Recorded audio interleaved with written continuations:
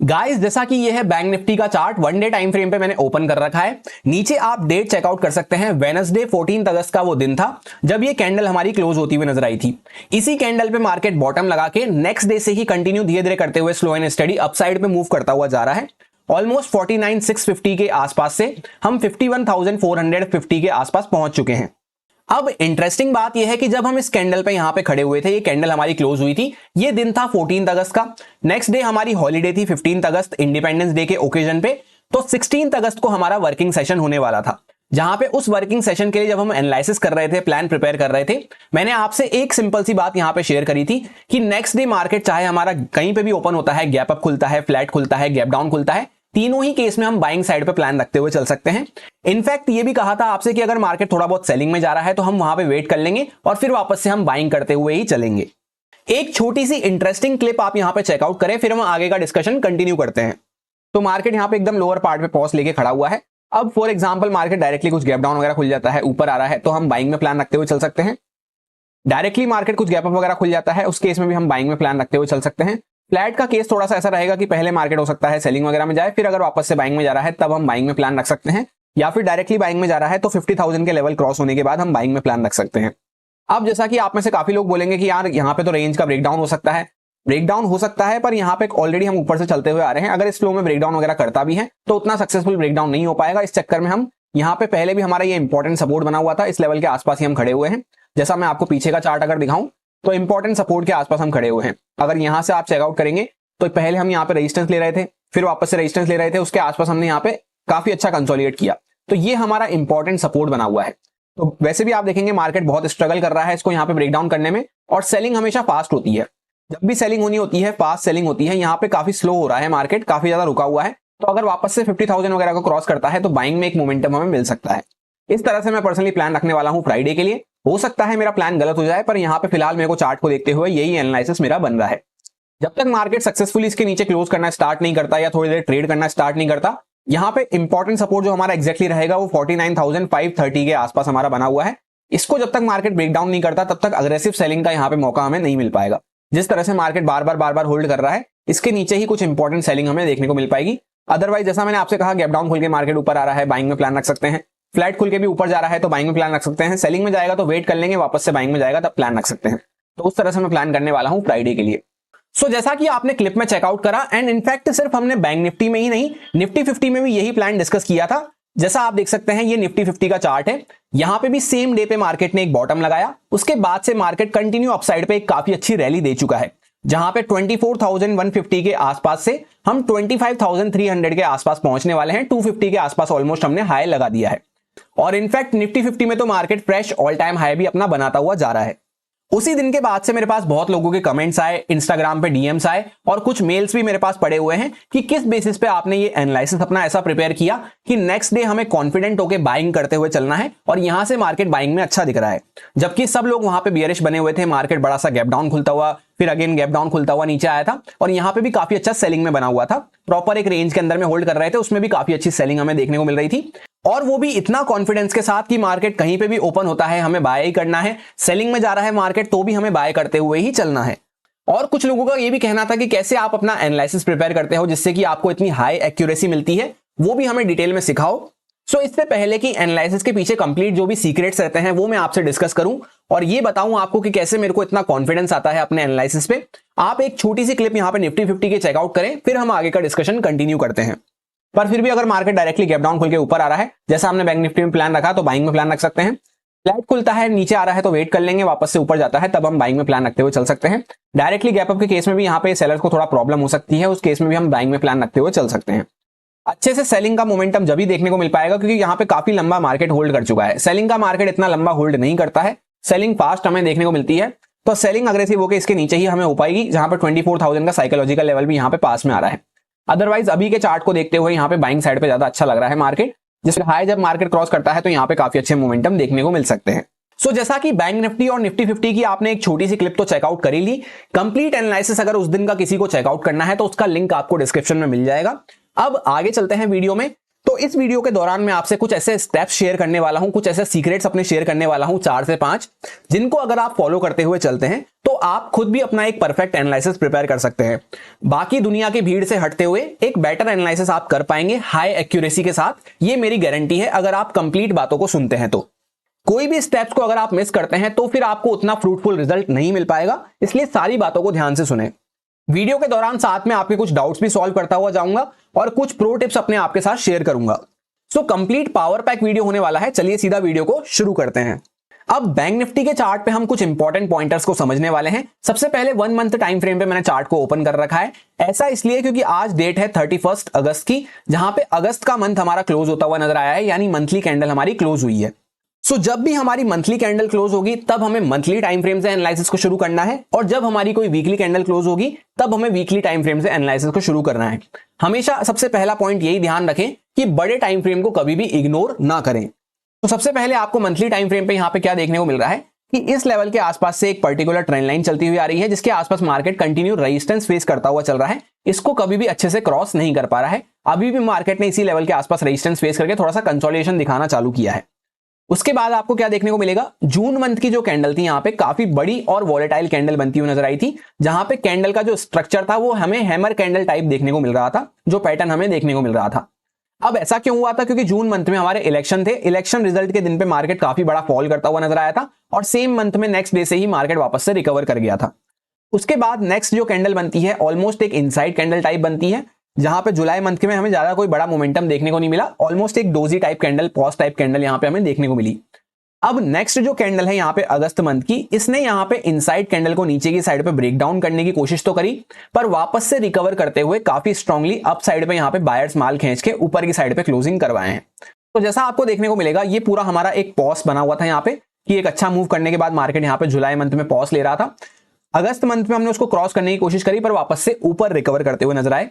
तो अब दोबारा जब तक मार्केट इस लेवल के नीचे जाना चालू नहीं करता है, एग्जैक्ट जो लेवल निकल के आ रहा है हमारा 50,000 के आसपास निकल के आ रहा है, तो जब तक मार्केट वापस से इसको क्रॉस करना चालू नहीं करता है तब तक हम अग्रेसिव होकर सेलिंग के बारे में प्लान नहीं कर सकते। क्यों नहीं कर सकते, ध्यान से समझना।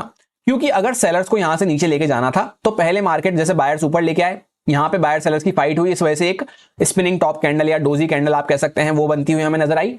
उसके बाद नेक्स्ट मंथ में सेलर्स ने नीचे ले आने की कोशिश करी, पर वो कहीं ना कहीं गिव अप करते हुए नजर आ रहे हैं। उसी वजह से मार्केट ऊपर आके क्लोजिंग दिया है। तो जब तक वापस से सेलर्स के हाथ में कमान नहीं आती है, जब तक वापस से सेलर्स के पास कॉन्फिडेंस नहीं आता है, हम सेलर्स की साइड पे पार्ट रखते हुए अग्रेसिवली नहीं चल सकते। वो कब आएगा, जब मार्केट एटलीस्ट 50,000 वगैरह के नीचे कुछ जाना चालू करता है। फिर हो सकता है मार्केट इस लो को भी टेक डाउन करते हुए और भी नीचे स्लाइड डाउन करता हुआ नजर आए। तो सेलिंग की साइड पे हमारा प्लान क्लियर हो गया। अब रही बाइंग की बात। तो बाइंग हम अग्रेसिव होकर कब करते हुए चल सकते हैं, जैसे ही मार्केट इस कैंडल का हाई क्रॉस करता है। ऐसा क्यों है, क्योंकि यहां से पहले हमारा मोमेंटम कहां पे कंटिन्यू होता हुआ आ रहा है, बाइंग की साइड पे। जब भी मार्केट में यहाँ पे सेलर्स एक्टिवेट होते हैं, वापस से बायर्स संभालते हुए नजर आते हैं, फिर थोड़े बहुत सेलर्स एक्टिवेट होते हैं। इसी तरह से मार्केट इसी स्ट्रक्चर को फॉलो करते हुए चल रहा है। सो यहां से भी एक अच्छा मोमेंटम हुआ है, या ये सब भी हम ना देखें तो जून में एक काफी अच्छा मोमेंटम हुआ। वापस से यहाँ पे मार्केट में थोड़ा सेलर्स एक्टिवेट होने की कोशिश करे, थोड़ा प्रॉफिट बुकिंग वगैरह आई। अगर वापस से मार्केट अपना कैंडल का हाई क्रॉस करता है तो यहां से वापस से बाइंग साइड पे एक अच्छा मोमेंटम हमें देखने को मिल सकता है। और वैसे भी कैंडल के हाई के आसपास ही हम खड़े हुए हैं, तो यहां से क्रॉस करते हैं तो बाइंग में हमें एक अच्छा मोमेंटम प्लान करते हुए चल सकते हैं, जहां पे ओवर दी मंथ धीरे धीरे करते हुए मार्केट इन हाइस के आसपास तक पहले आ सकता है, फिर इसको क्रॉस करेगा जब एक नई रैली के लिए मार्केट रेडी हो सकता है। सो ये कैसा एनालिसिस था, ये पूरा सितंबर मंथ के लिए हमने एक ओवरऑल ब्रॉड एनालिसिस किया है आगे के लिए कि कैसे हम अपना प्लान रखते हुए चल सकते हैं। अब इसके बाद चलते हैं हम थोड़ा लोअर टाइम फ्रेम पे, 1 वीक टाइम फ्रेम पे, कि नेक्स्ट वीक हमारा किस तरह से परफॉर्म कर सकता है। यहां पे बायर्स काफी अच्छा अपसाइड पे लेते हुए जा रहे थे मार्केट को। उसके बाद एक लेवल के आसपास जाके यहाँ पे बायर सेलर्स दोनों फाइट करने लग गए, जहां पे ना मार्केट अपसाइड पे अच्छा मूव कर पा रहा था, ना ही सेलर्स नीचे लेके आ पा रहे थे, तो डाउन साइड पे भी कोई अच्छा मूव देखने को नहीं मिल रहा था। उसके बाद यहां से एक सेलिंग स्टार्ट होती है, उसमें भी कैंडल में हमें कोई अच्छी क्लोजिंग देखने को नहीं मिलती है। इस बात का हमेशा एज अ प्रो टिप ध्यान रख सकते हैं, इसको नोट कर सकते हैं कि जब भी हमें कैंडल्स में ऊपर और नीचे की साइड पे विक्स देखने को मिल रही हैं, तब कहीं ना कहीं पे वो एक स्ट्रॉन्ग कैंडल नहीं है और बायर्स और सेलर्स थोड़ा थोड़ा कंफ्यूज बने हुए हैं। जैसे यहां पे कंफ्यूज बने हुए थे, उसके बाद सेलिंग भी हुई तो भी एक अच्छी क्लोजिंग नहीं हो पाई, नीचे से यहां पे बायर्स काफी अच्छे से ऊपर लेके जाते हुए नजर आए। इसी वजह से आप देख सकते हैं नेक्स्ट जो वीक स्टार्ट हुआ उसमें भी बायर सेलर्स कंफ्यूज बने रहे, एक इनसाइड कैंडल बनती हुई नजर आई। उसके नेक्स्ट वीक मार्केट ने बड़ा सा गैप डाउन खुल के ये जो कैंडल बनी थी इसका ब्रेक डाउन कर दिया, जिसके बाद एक सेलिंग तो देखने को मिली, पर अगेन वापस से यहाँ पे स्ट्रॉन्ग क्लोजिंग नहीं हो पाई सेलर्स की तरफ से, जहां पे कैंडल कहीं ना कहीं वापस से ऊपर आके क्लोज करी। उसके बाद नेक्स्ट कैंडल भी सेम थी, सेलर्स नीचे ले आने की कोशिश करे पर वापस से ऊपर आके क्लोज करे। अब उसके आगे आप देखेंगे तो यहां पे कहीं ना कहीं मार्केट हायर साइड पे ब्रेकआउट करना चालू कर दिया है। तो जैसा हमने अभी मंथली टाइम फ्रेम पे कैंडल देखी, कुछ इस टाइप की ही कैंडल देखने को मिल रही थी, इस टाइप की। तो जैसे ही मार्केट ने उसका हाई क्रॉस करा तो काफी अच्छा हमें बाइंग साइड का मोमेंटम अप साइड पे देखने को मिला। इसीलिए मैंने आपसे कहा सितंबर मंथ में अगर मार्केट अपना कैंडल का हाई क्रॉस करना चालू करता है, जो अगस्त वाली कैंडल थी उसका, तो बाइंग साइड पे एक मोमेंटम हम प्लान करते हुए चल सकते हैं। और यहाँ पे जैसे ऑलरेडी मोमेंटम होना स्टार्ट हो चुका है, ये जो गैप पड़ा हुआ था हमारा यहाँ पे बड़ा सा, इस तरह से यहाँ पे गैप डाउन खोले थे हम, ये गैप भी हमने फुलफिल कर दिया है। तो इसी वजह से मार्केट थोड़ा सा यहाँ पे स्लो हो रहा है, थोड़ा सा स्टक हो रहा है, पर अल्टीमेटली अगर वापस से मार्केट जो नेक्स्ट वीक हमारा स्टार्ट होने वाला है मंडे ट्यूसडे से, यहां से निकलना चालू करता है तो बाइंग साइड पे एक अच्छा मोमेंटम हमें देखने को मिल सकता है, जहां पे कहीं ना कहीं इस तरह से अगर आप देखेंगे तो एक ट्रेंड लाइन टाइप हमारी चलती हुई आ रही है। इस लेवल के आसपास हम back to back resistance face कर रहे थे, एक भी बार इसके ऊपर हम क्लोज नहीं कर पा रहे। बेसिकली अभी भी आप देखेंगे तो इसके ऊपर हमने क्लोज नहीं किया है। तो अगर मार्केट वापस से यहाँ पे क्रॉस करता है तो एक अच्छा मोमेंटम दे सकता है। फिर अगर इसी तरह से कुछ क्लोजिंग हो जाती है, यहाँ पे स्ट्रॉन्ग क्लोजिंग हो जाती है, वीकली क्लोजिंग, तब हम आगे के लिए जैसे मंथली प्लान हमने रखा कि यहाँ पे बाइंग साइड का एक अच्छा मोमेंटम मिल सकता है सितंबर मंथ में, उसको कंटिन्यू करते हुए चल सकते हैं। तो उसमें हमें एक और कंफर्मेशन मिल जाएगा अगर स्ट्रॉन्ग वीकली क्लोजिंग हमारी आ जाती है तो। सो इस तरह से जब आप सारी बातों को ऐड करते हुए चलेंगे, कंप्लीट 360 डिग्री एनालिसिस करेंगे, तब आपको एक कंप्लीट व्यू मिलने वाला है, जिससे आपको काफी ज्यादा बेनिफिट मिलेगा आगे के लिए अपना प्लान परफॉर्म करने में। सो जैसा आपने देखा यहां से मार्केट इसके ऊपर क्लोज नहीं कर पा रहा है और सेलर्स काफी अच्छे से यहां पे क्लोज नहीं कर पा रहे हैं कैंडल को। तो सेलर्स कहीं ना कहीं अभी वीक बने हुए हैं, उतनी अच्छे से सेलिंग हमें देखने को नहीं मिल रही है। कब देखने को मिलेगी वो भी हमने डिस्कस कर लिया मंथली टाइम फ्रेम पे कि 50,000 वगैरह के नीचे अगर कुछ वापस से जाना चालू करते हैं, तब ये जो यहाँ पे बायर्स अभी तक डिफेंड करते हुए नजर आ रहे हैं, ये कहीं ना कहीं गिव अप करना चालू कर देंगे। तो इस लेवल के नीचे हमें तेजी से सेलिंग देखने को मिल सकती है। जब तक ऐसा नहीं होता है, इस बीच में तो थोड़ा सा हमारा न्यूट्रल माइंडसेट रहना चाहिए, क्योंकि बायर्स अल्टीमेटली इस ट्रेंड लाइन के ऊपर यहाँ पे स्ट्रॉन्ग होना चालू होंगे। इस बीच में थोड़ा सा बायर सेलर्स की फाइट ही चलती रहेगी। तो फाइट के बीच में जब भी हम रहते हैं तो या तो हम वहां पे वेट कर सकते हैं या फिर थोड़ा छोटी क्वांटिटी से काम करते हुए चल सकते हैं, छोटे टारगेट्स वगैरह के लिए। अब इसी के साथ नेक्स्ट प्रो टिप आप क्या नोट डाउन कर सकते हैं, एनालिसिस करते टाइम आपको काफी ज्यादा हेल्प मिलेगी इससे।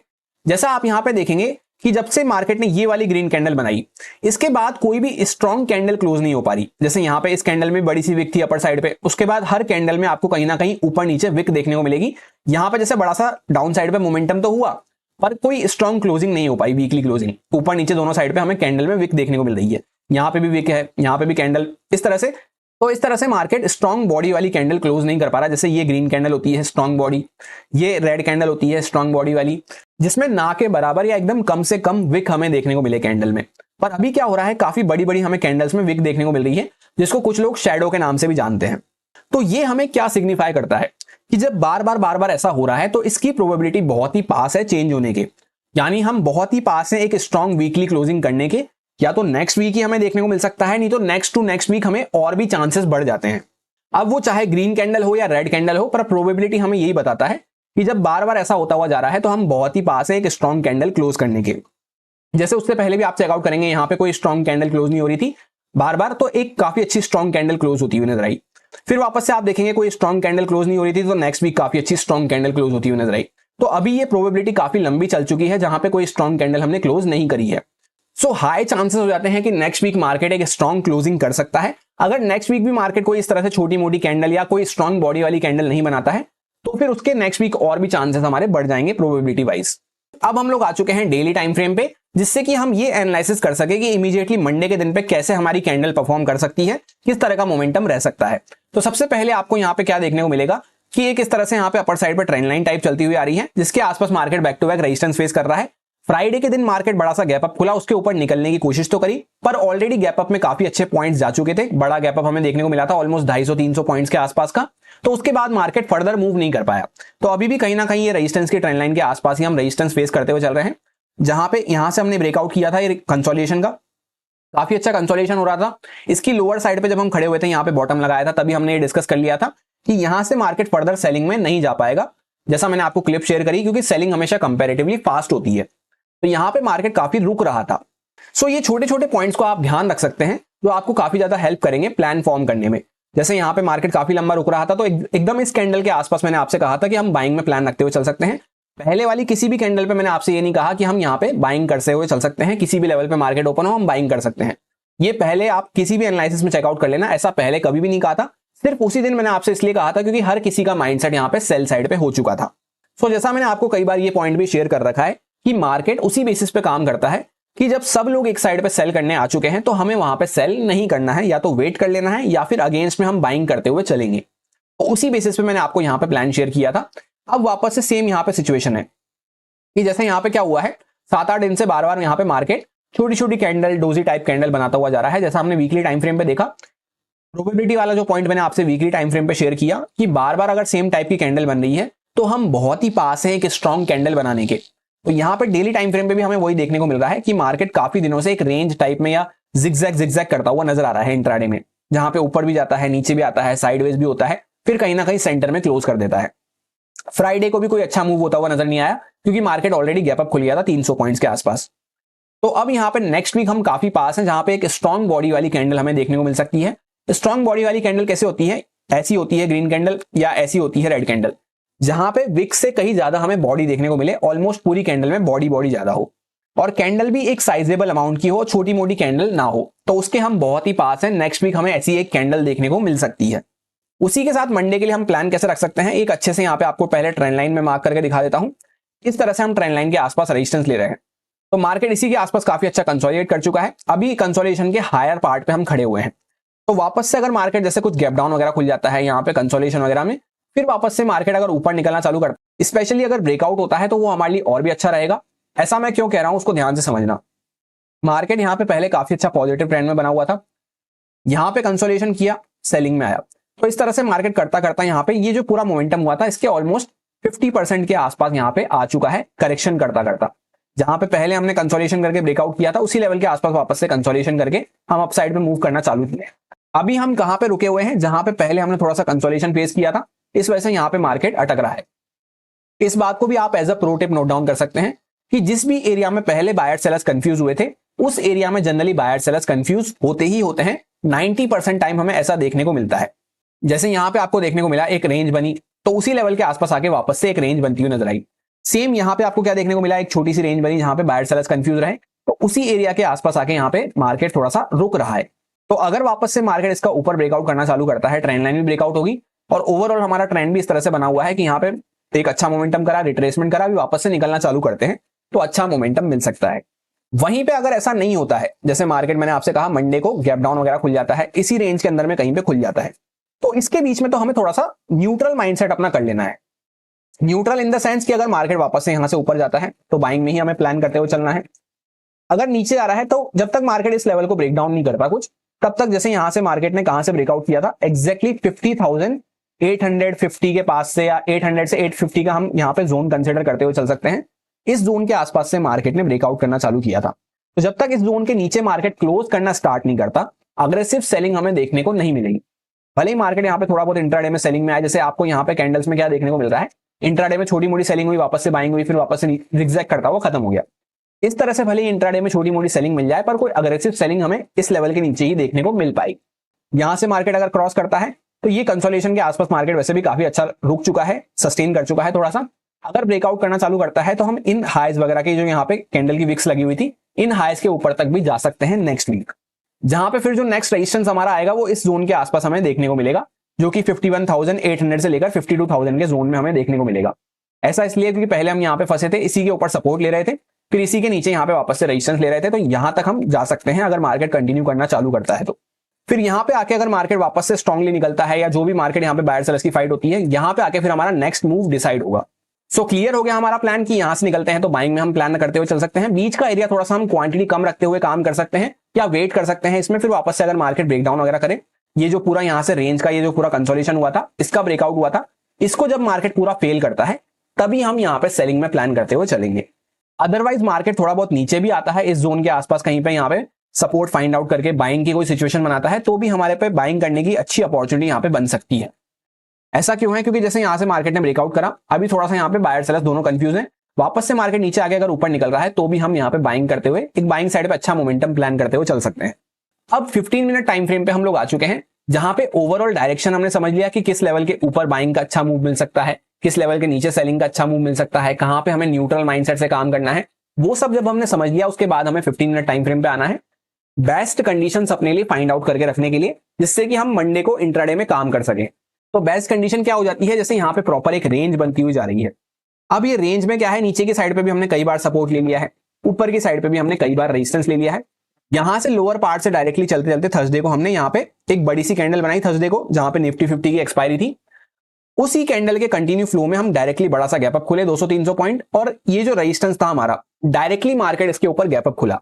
तो ये point as a pro tip मैंने आपको कई बार शेयर कर रखा है कि जब मार्केट दूर से चलते चलते एक दूसरी साइड से चलते चलते दूसरी साइड का ब्रेकआउट या ब्रेकडाउन करता है, तो उस टाइप के ब्रेकआउट या ब्रेकडाउन जनरली सस्टेन नहीं कर पाते हैं, या उसी फ्लो में कोई बड़ा मूव मिल जाए वो कभी भी ऐसा नहीं हो पाता है।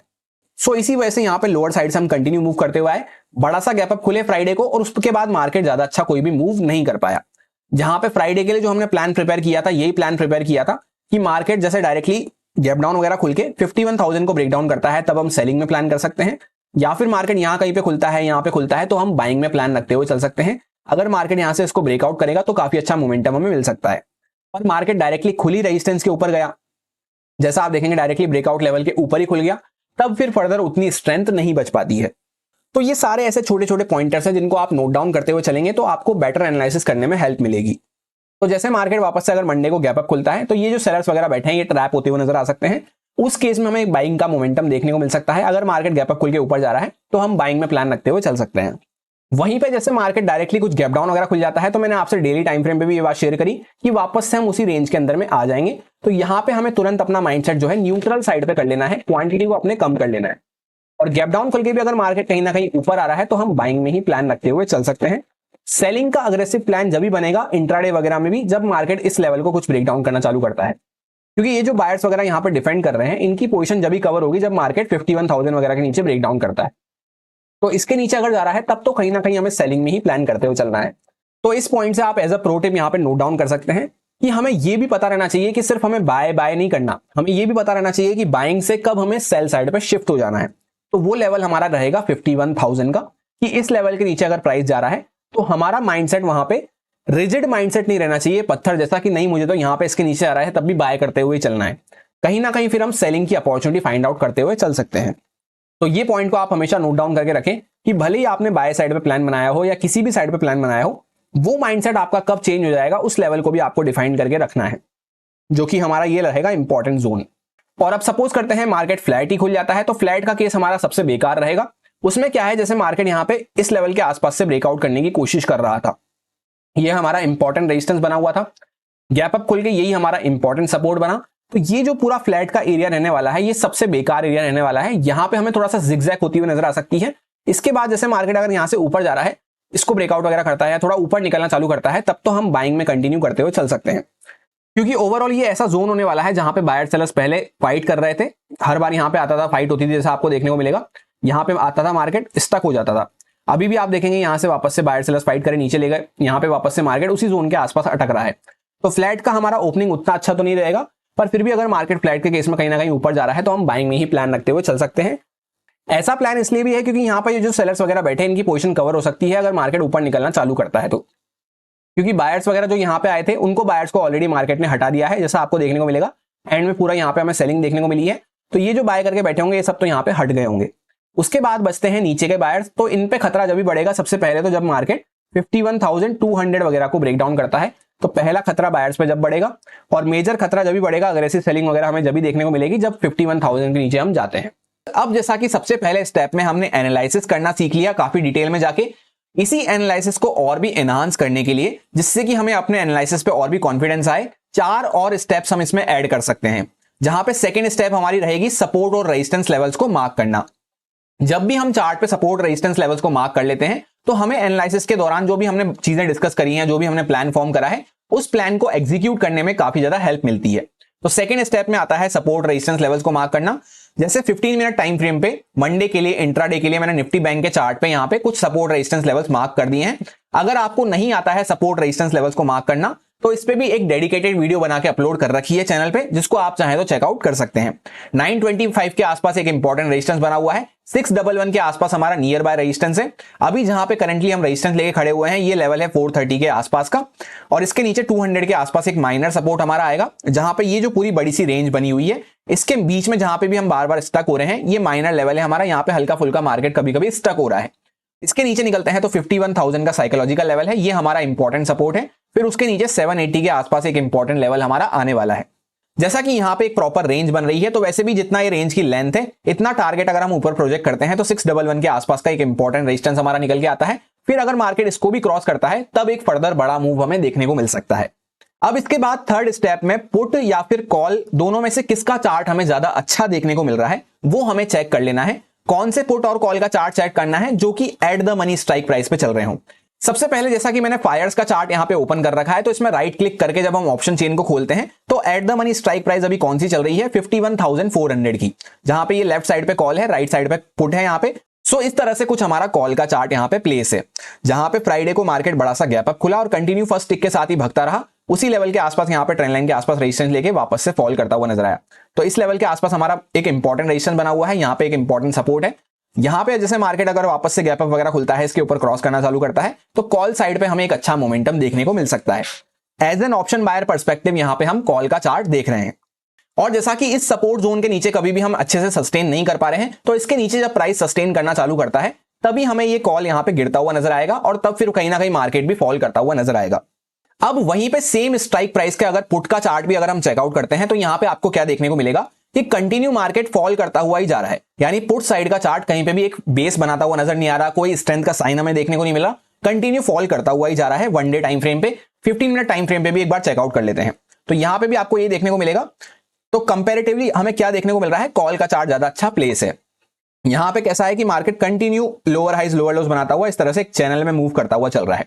यहां पे पुट के चार्ट में हमें प्रॉपर एक लोअर हाइज लोअर लोज का स्ट्रक्चर देखने को मिल रहा है, जहां पे गलते हुए ही जा रहा है। तो ऑप्शन बायर के पर्सपेक्टिव से पुट का चार्ट कब अट्रैक्टिव होगा, जब मार्केट एटलीस्ट इन लेवल्स के ऊपर कुछ सस्टेन करना चालू करता है। पहले तो जैसे मार्केट डायरेक्टली यहाँ पे मार्केट कुछ गैप डाउन वगैरह खुलता है तो पुट का चार्ट ऊपर आएगा, बड़ा सा कुछ गैप डाउन वगैरह खुला, उसके बाद यहाँ पे थोड़ी देर रुक के इसको ब्रेकआउट वगैरह करता है तो यहां तक जा सकता है। फिर इस लेवल के आसपास हमने कंटिन्यू यहाँ पे रेजिस्टेंस फेस किया है, तो इसके ऊपर 500 वगैरह के ऊपर निकलते हैं तब जाके कोई अच्छा मोमेंटम ये कर पाएगा। उसी के साथ एक इंपॉर्टेंट पॉइंट अगर आपको और शेयर करूं तो ये बैंक निफ्टी का चार्ट है 15 मिनट टाइम फ्रेम पे और यही वही पुट का चार्ट है 51,400 के पुट का। अगर आप ध्यान से देखेंगे फ्राइडे का चार्ट तो इसने कहीं ना कहीं एंड में सेलिंग दिखाते हुए नीचे की साइड पे क्लोज करा है, पर फिर भी हमें पुट का प्राइस बढ़ता हुआ नजर नहीं आ रहा, ये भी कहीं ना कहीं लोअर पार्ट पे ही क्लोज करता हुआ नजर आया है। इनफैक्ट इसमें चार्ट में ब्रेकडाउन भी होना चालू हो गया है। तो इससे हमें क्या पता चलता है कि पुट की साइड पे लोग उतने ज्यादा अग्रेसिव होकर बाय नहीं कर रहे हैं, कहीं ना कहीं पुट सेलिंग हमें देखने को मिल रही है। तभी तो आप देख सकते हैं यहां तो मार्केट गिरता हुआ नजर आया, इसको भी ब्रेकडाउन वगैरह करता हुआ नजर आया, पर एंड में भी यहाँ पे पुट का प्राइस अपने हाई के आसपास तक भी नहीं आया और कहीं ना कहीं लोअर पार्ट पे ही क्लोज किया है। सो ओवरऑल कंक्लूजन ऐसा हो जाता है कि कॉल का चार्ट हमें ज्यादा अच्छा देखने को मिल रहा है। पुट का चार्ट अच्छा जब होगा जब पहले तो यहाँ पे चैनल के ऊपर निकल के कुछ इस टाइप का प्राइजेक्शन बनना चालू होता है। अभी मार्केट क्या है, लोअर हाइज लोअर लोज में ही कंटिन्यू चले जा रहा है, तो इस टाइप का जब कुछ प्राइजेक्शन बनता है तभी यहाँ पे ऑप्शन बायर के पर्सपेक्टिव से पुट इंटरेस्टिंग होगा। इतना ज्यादा डिटेल में जाते हुए एक एक चीज को बारीकी से समझाते हुए शायद ही कोई आपको बताए, वो भी फ्री ऑफ कॉस्ट। कोर्स वगैरह में फिर भी कोई समझा सकता है, पर मेरे को जहां तक याद है कोर्स में भी लोग इतना डिटेल में नहीं बताते हैं क्योंकि उनको खुद को ही इतना कुछ पता नहीं होता है। सो अगर आपको फ्री ऑफ कॉस्ट कोई चीजें मिल रही हैं तो उसकी वैल्यू करना सीखें। अगर आपको ऐसा लगता है कि चीज तो फ्री में मिल रही है, मुझे इसकी क्या ही वैल्यू होगी, तो वो उसकी वैल्यू आपको बाद में पता चलेगी जब आप खुद से इन चीजों को सीखना चालू करेंगे। पर उसमें हो सकता है आपको काफी ज्यादा टाइम लग जाए, काफी ज्यादा आपका पैसा आपको लॉस करना पड़े, उसके बाद ये चीजें आपको समझ में आए। तो इससे अच्छा है अभी से आपको चीजों की कदर करते हुए सीख लेना चाहिए, जिससे कि आपको जल्द से जल्द अपनी नॉलेज का ग्राफ डेवलप करने का मौका मिले और एक्सपीरियंस डेवलप करने का मौका मिले। इसी के साथ अच्छा लग रहा हो वीडियो, आपको समझाने का तरीका आपको पसंद आ रहा हो मेरा, तो वीडियो को लाइक और कमेंट करते हुए अप्रिशिएट कर सकते हैं, जिससे कि मुझे भी एक मोटिवेशन मिल सके। अब स्टेप 4 में मैं करता हूं ऑप्शंस के डेटा को एनालिसिस। फ्यूचर एंड ऑप्शंस के नेट एक्टिविटी हमें क्या देखने को मिल रही है। सिंपली इससे हमें क्या पता चलता है कि बाकी लोगों का किस तरह से माइंडसेट बन रहा है नेक्स्ट डे के लिए, स्पेशली मॉर्निंग के लिए, जहां पे retailers, DII, FII, pro traders, इनका किस तरह से माइंडसेट बन रहा है। ये मेरी पर्सनल शीट है, जैसा कि आप नाम चेकआउट कर सकते हैं, जो कि मैंने पेड रूप से बनवा रखी है किसी से। इससे काफी इजी हो जाता है मुझे समझना और टाइम भी मुझे बहुत कम लगता है। 1 मिनट के अंदर में मुझे समझ में आ जाता है कि बाकी लोगों का किस तरह से माइंडसेट बन रखा है।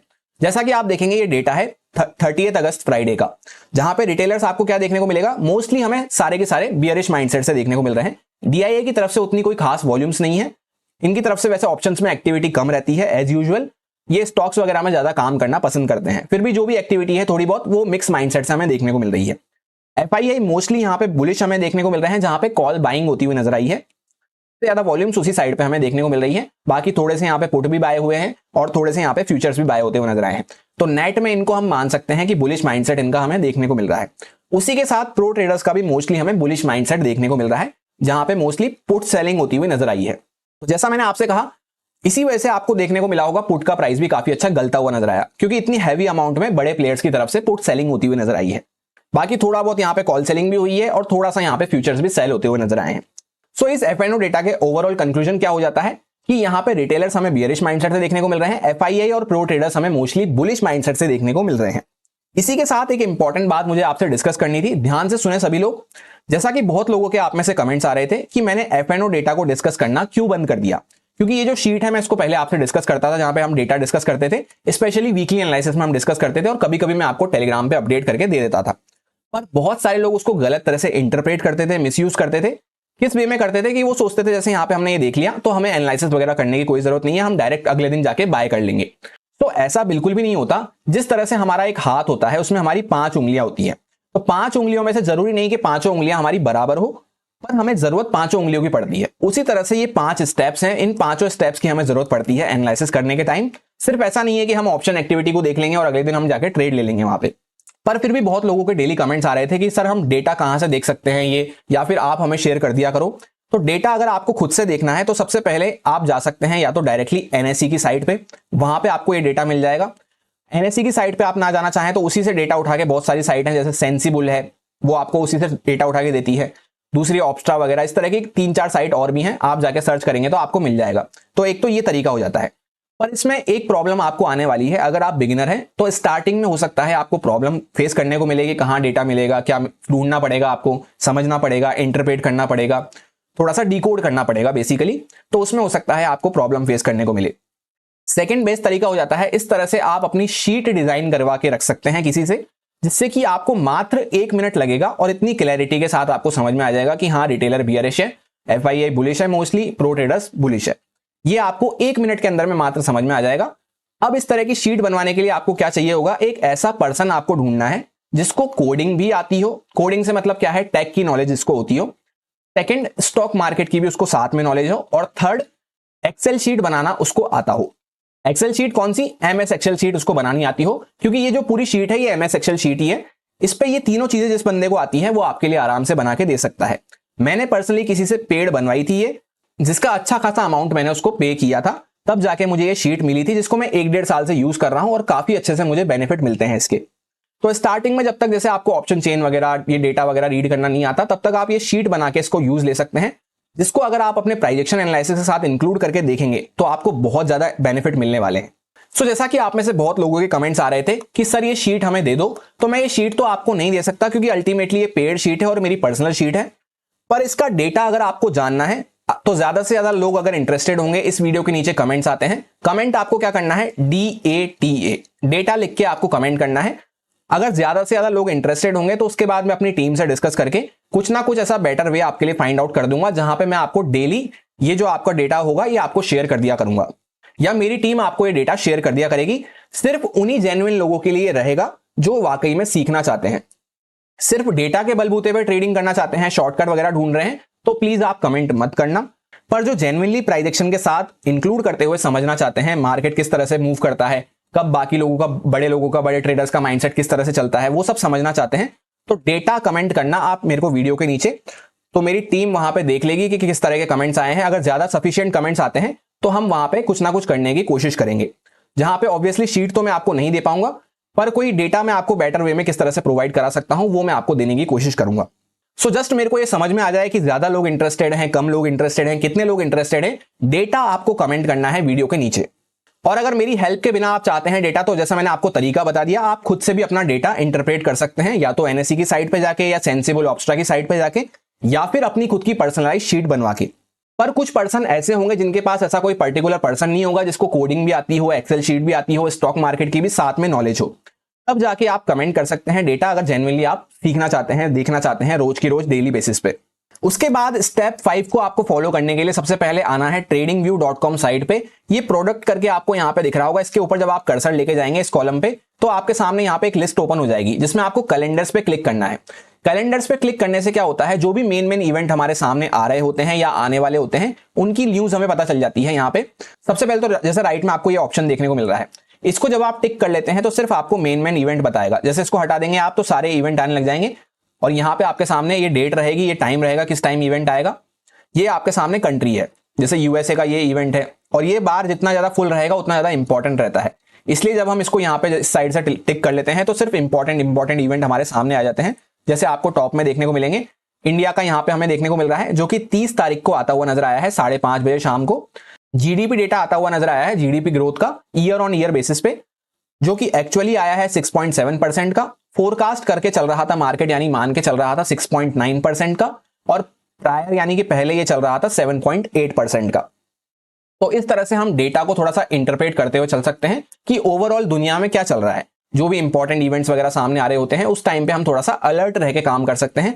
सो बेसिकली ये 5 स्टेप्स हमारे लिए मेजर स्टेप्स हो जाती हैं। इसी के साथ जिन्होंने भी वीडियो को पूरा एंड तक देखा है उनके लिए जाते जाते एज अ रिवॉर्ड एक बोनस यहाँ पे स्टेप में शेयर करना चाहता हूं, जो कि आप 6 स्टेप की तरफ से इसको मान सकते हैं। ये भी आपको काफी ज्यादा हेल्प करती हुई नजर आएगी। इसमें आपको क्या करना है, फॉर एग्जाम्पल भले ही आप बैंक निफ्टी में ट्रेड करते हो, फिर भी आपको ये जो बाकी के इंडेक्स यहाँ पे देखने को मिल रहे हैं, CNX small cap, mid cap, Nifty junior, Fin Nifty, bank Nifty और निफ्टी 50, इन सब पे आपको नजर रखनी चाहिए। अगर डेली बेसिस पे आप नजर ना भी रख सकें तो वीकली और मंथली बेसिस पे जरूर रख सकते हैं कि इनमें क्या हरकत होती हुई नजर आ रही है। क्योंकि कई बार ऐसा होता है, जैसे फॉर एग्जांपल आप बैंक निफ्टी में ट्रेड करते हैं तो बैंक निफ्टी का चार्ट आपको बाद में हिंट देना चालू करेगा, पर ये मिड कैप और स्मॉल कैप हो सकता है पहले से ही आपको हिंट देने लग जाए। और अगर आप सबको ट्रैक नहीं भी कर सकते, जैसे मैं भी सबको कभी कभी ट्रैक नहीं कर पाता, वीकली मंथली बेसिस पे कर लेता हूं, फिर भी आपको ये 2 इंडेक्स पे तो परमानेंट नजर रखनी है, निफ्टी और बैंक निफ्टी। इसमें क्या होता है, कभी कभी ये दोनों एक तो आपस में इंटरलिंक भी रहते हैं, सिंक होके चलते हैं, जैसा ये पॉइंट मैंने आपको कई बार बता रखा है। तो आप भले निफ्टी में ट्रेड करते हो तब भी बैंक निफ्टी में जरूर नजर रखें कि वहां पे किस तरह का प्राइस बन रहा है, क्या होता हुआ नजर आ रहा है। तो या तो सारे इंडेक्स पे नजर रख सकते हैं तो बहुत अच्छी बात है, निफ्टी बैंक निफ्टी पे भी रख लेते हैं तो हमें पहले से थोड़ा सा कंफर्मेशन मिलना चालू हो जाते हैं, प्रायर कंफर्मेशन, और एक बेटर एज मिल जाती है एनालिसिस में। अब जैसा कि स्टेप 6 में मैंने आपसे कहा कि साथ के साथ बैंक निफ्टी के हमें निफ्टी 50 को भी देखते हुए चलना चाहिए, जिससे कि हमें एक बेटर एज मिल सके। तो इस वीडियो में अगर मैं आपको निफ्टी 50 का एनालिसिस भी करके देता हूं तो वीडियो काफी बड़ा हो जाएगा। ऑलरेडी वीडियो काफी ज्यादा लंबा हो चुका है क्योंकि डिटेल में मुझे आपको चीजें एक्सप्लेन करनी थी।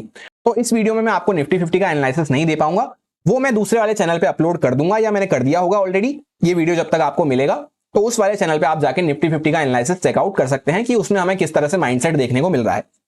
सो ये थे बेसिकली हमारे 6 ऐसे स्टेप्स जो मैं डेली के डेली कंसिडर करते हुए चलता हूं एनालिसिस करने के टाइम। और फिर 6 के 6 स्टेप्स का पूरा कंक्लूजन क्या मिलता है वो आपको 10 से 15 मिनट के अंदर में दोनों इंडेक्स का एनालिसिस बना के मैं शेयर कर देता हूं दूसरे वाले चैनल पे।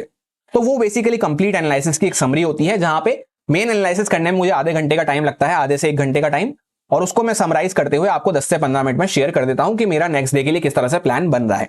सो अगर आप उस चैनल का पार्ट नहीं है तो उसको भी ज्वाइन कर सकते हैं, उसका लिंक आपको डिस्क्रिप्शन में मिल जाएगा। और टेलीग्राम फैमिली का पार्ट नहीं है तो वहां पे भी आप ज्वाइन हो सकते हैं, टेलीग्राम पे भी मैं लिंक शेयर कर देता हूं जब भी हम एनालिसिस को पोस्ट करते हैं। होपफुली ये वीडियो आपकी ट्रेडिंग लाइफ में कुछ ना कुछ वैल्यू ऐड जरूर करेगा, कुछ ना कुछ लर्निंग पॉइंट, कुछ ना कुछ सीखने के लिए आपको पॉइंट जरूर मिले होंगे, नॉलेज आपकी बड़ी होगी। अच्छा लगा हो वीडियो तो लाइक और कमेंट करके अप्रिशिएट कर सकते हैं, और अगर आपको जैसा कि डेटा रेगुलर बेसिस पे चाहिए हो तो डेटा कमेंट करके बता सकते हैं। कुछ आपका फीडबैक हो, कुछ आपकी क्वेरीज हो तो वो भी आप कमेंट करके बता सकते हैं। इस वीडियो में फिलहाल इतना ही, मिलता है किसी नेक्स्ट वीडियो में। Thank you.